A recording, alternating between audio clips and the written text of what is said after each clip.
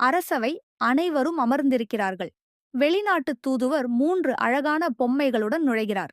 அந்த 3 பொம்மைகளும் பார்ப்பதற்கு ஒரே மாதிரி இருக்கின்றன. மன்னா, உங்கள் சபையில் அறிவாளிகள் அதிகம் என்று கேள்விப்பட்டேன். இதோ இந்த 3 பொம்மைகளும் பார்ப்பதற்கு ஒன்றுதான்.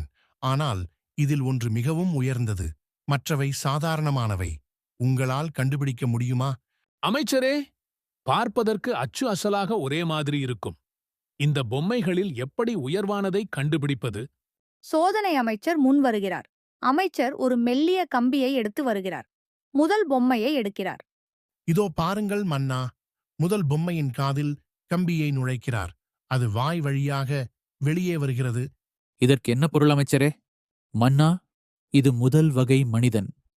ஒரு விஷயத்தை காதால் கேட்டவுடன் அதை இரகசியமாக வைக்கத் தெரியாமல் அடுத்த நிமிடம் வாய் வழியாக உளறிவிடுவான். இவன் ஆபத்தானவன். அமைச்சர் 2வது பொம்மையை எடுக்கிறார். காதில் கம்பியை நுழைக்கிறார். அது மறு காது வழியாக வெளியே வருகிறது. மன்னா, இவன் 2ஆம் வகை.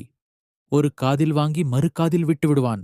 எதையும் சிந்திக்க மாட்டான், எதையும் நினைவில் வைத்துக் கொள்ள மாட்டான். இவன் யாருக்கும் உதவ மாட்டான். சிறந்த மனிதன். அமைச்சர் 3வது பொம்மையை எடுக்கிறார். காதில் கம்பியை நுழைக்கிறார். கம்பி உள்ளேயே சென்று மறைகிறது, வெளியே வரவில்லை. மன்னா, இதுதான் சிறந்த பொம்மை. இதுதான் சிறந்த மனிதனுக்கான அடையாளம். இந்த 3வது பொம்மை நல்ல விஷயங்களை காதால் கேட்டு அதைத் தன் இதயத்தில் சேமித்து வைத்துக் கொள்கிறது. தேவையற்றதைப் பேசி அடுத்தவர்களைக் காயப்படுத்தாது.